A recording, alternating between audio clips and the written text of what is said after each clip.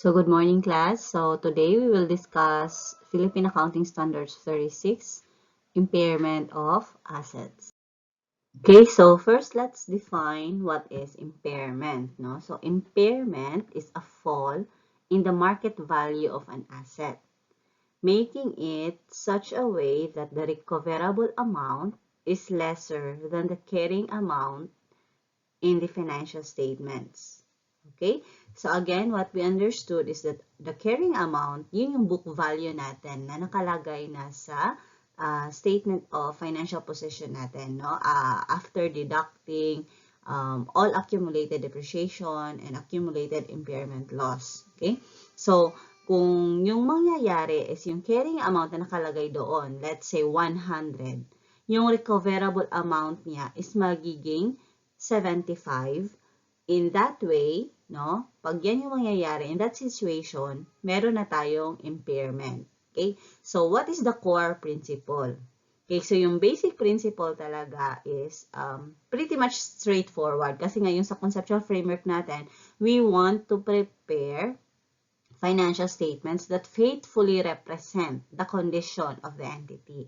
So therefore, we will present assets all at recoverable amount. Okay? So that is the core principle.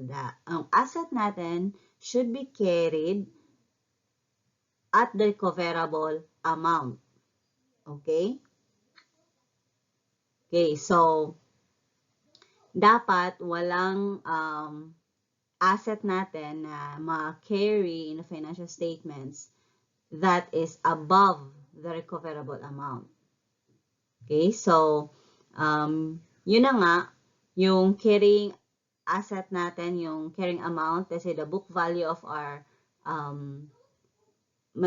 truck is 100, then yung recoverable amount niya is 75, so we should record it at 75 because that is the faithful representation of its condition as of the moment. Okay, so we have the impairment. Okay, so ano yung accounting natin for impairment? So we have three main issues, no? Indication of possible impairment, what is the measurement of the recoverable amount, and the recognition of impairment loss. Okay, so kung may indicator daw, no, ng impairment, no, so we will assess each indication, no, at each reporting date. Okay, so pag may indication na, titingnan na natin, i-estimate na natin si recoverable amount. Okay, so may mga assets, no, na kahit walang indicator, itong internal at external, i-impair natin, iti-test natin siya annually. So, ano-ano ito? Compulsory, no? Itong annual impairment test for intangible assets with an indefinite useful life and intangible assets not yet available for use. So, i-compare talaga natin yung carrying amount with the recoverable amount every year for intangible assets. So, aside from intangible assets, balikan natin, ano yung mga indication? Okay? So, we have internal and external. Pag sinabi nating internal indicators, ito yung may evidence of obsolescence or physical damage. Okay? So, talagang medyo obsolete na, no? Obsolete na yung equipment natin. So, hindi na siya nakaka-produce, no, ng what is needed na product in the market. Okay? Or physical damage, no? Next, we have discontinuance, no? Disposal or restructuring plan. So, talagang may kung gagamitin natin siya, may adverse effect na siya on the entity, no? Okay. And declining asset performance na may evidence talaga yung economic performance ni asset will be worse than expected, no? So, for example, yung undiscounted net cash flows niya is worse, no, than what we expect, no? So, ito yung mga internal indicators. So, for the external indicators, meron tayong significant decline, no, in the market value. So, talagang it's either bumaba na yung market value kasi dumami yung competitor, no, may China, mga ganun. So, talagang nag-decline na yung market value niya. Bumaba na yung price. Mahal pagkabili natin, but currently, mura na yung ganun na product, no? Next, we have changes in technological, market, legal, or economic environment, no? So, yun na nga, example lang, hindi na siya ginagamit, no? So, we need to change, no? Kasi hindi na yun yung bet ng mga customers, no? So, yun yung external indicator. Another is my change in interest rates daw, or market rate of return, no? Na yun yung basihan kasi natin, yung rate of return na ginagamit natin, yun yung ginagamit natin to discount, no, the cash flow. So, ma-affect na yung value in use natin if there are some changes to that. And we have low market capitalization. No? So, ibig sabihin, yung carrying amount natin exceeds the fair value of the net assets. Okay? So, yun na nga. Yung market capitalization, it means the fair value of the net assets of the entity.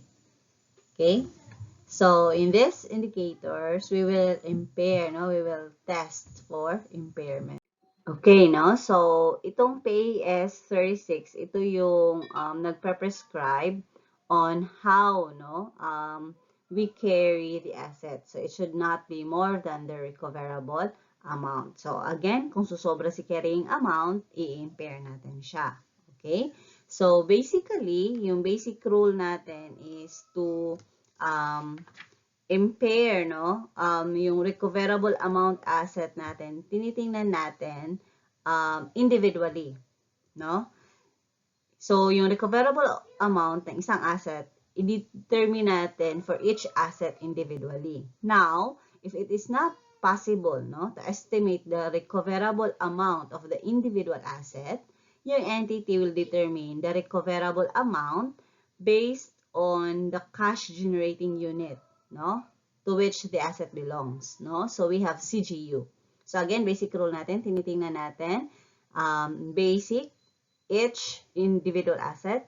Kung hindi possible, then the CGU, kung saan siya na-belong, no? So, CGU is the smallest identifiable group of assets that generates cash flows that are independent of the cash inflows from other assets or group of assets. So, therefore, yung CGU is one group, no, na more or less the same yung mga inflows nila, no, na iba sa other group of assets. So, kumaga, yung CGU natin, para siyang segment, no, ng business na nagge-generate siya ng revenue at saka ng cash inflow at its group, no? So, itong CGU natin, pwedeng department, isang product line, or isang segment ng business. Okay? So, what is now the recoverable amount, no? So, yung recoverable amount natin is the higher, no, between the fair value less cost to sell, okay, or value in use. Again, whichever is higher. Okay? So, ano itong fair value less cost to sell? So, ito yung fair value less cost of disposal, no? So, yung cost of disposal, ito yung mga gasto natin na directly attributable to the disposal of the asset. So, example, legal cost, no, the stamp duty, transaction cost, cost of removing the asset, okay? Pero hindi kasali dito yung finance cost and income tax expense, okay? So, kumbaga, itong fair value less cost of disposal or less cost to sell, ito yung selling price ng asset, no? The exit price of the asset minus cost of disposal. Ano naman itong value in use? Kasi dalawa lang yung pagpipilian natin, di ba? So, value in use, ito yung present value. No? Kaya nga value, no? Ito yung present value na, or the discounted value of future net cash flows expected to be derived from an asset. Okay? So, again, take note sa module natin, sa fact sheets na binigay ko sa inyo, i-underline ko si pre-tax, no? So, pre-tax cash flows at saka yung pre-tax discount rate yung gagamitin natin to determine the present value. So again, yung recoverable amount natin, titingnan natin si fair value less cost to sell, fair value less cost of disposal. So kumbaga, ito yung selling price kung eventually i-dispose na natin siya. Minus na lang natin kung magkano yung cost to dispose natin dyan, no? Versus yung value in use niya, yung present value. Okay? So, naintindihan natin, no? Yung fair value, ito yung market price, no? In the active market. Okay? So, yan. Also, PAS 36 recognizes reversal of impairment loss. So, the question is, when do we reverse impairment? No? So, kung may change na, no?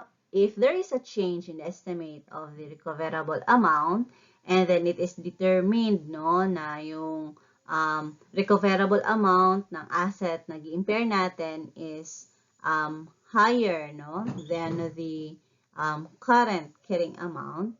So, the carrying amount of the asset shall be increased to the new recoverable amount, no? So, i-reverse natin yung impairment, no? Or i-increase natin ng konti. So, yung caveat lang dito, yung importanteng tandaan dito na yung increased carrying amount of the asset due to reversal, dapat hindi siya mag-exceed sa carrying amount if hindi tayo nag-impairment loss, nag-recognize ng impairment loss in the prior years. Okay? So, for example, no, mayroon tayong example dito, no, yung nag-record tayo ng impairment loss of 1,200,000. So, for example, no, we have the carrying amount natin, 6,400,000. Again, our reference textbook is Valex et al. 2020. So, in our textbook there, so my carrying amount, for example, 6.4 million. Then, the recoverable amount is only 5.2 million. So, therefore, meron tayong impairment loss na 1.2 million. Okay? So, if in case man na on the next year, merong yung recoverable amount ng asset natin is magiging 6 million. So, di ba, gibaba natin siya into 5.2 million. Then, yung new carrying amount niya should be yung recoverable amount na 6 million. So, therefore, merong reversal tayo na gagawin. So, ano yung question natin, ano talaga dapat yung carrying amount niya if hindi tayo nag-impairment loss? So, therefore, titingnan natin yung carrying amount niya looking at accumulated depreciation lang. Okay? So, dito, yung carrying amount daw, if hindi tayo nag-impair, purely depreciation lang yung gi-minus natin, is 5.6 million. Okay? So, therefore, kahit yung bago niya na recoverable amount is 6 million, dapat hindi magiging mas malaki kaysa sa 5.6 million. Okay? So, therefore, yung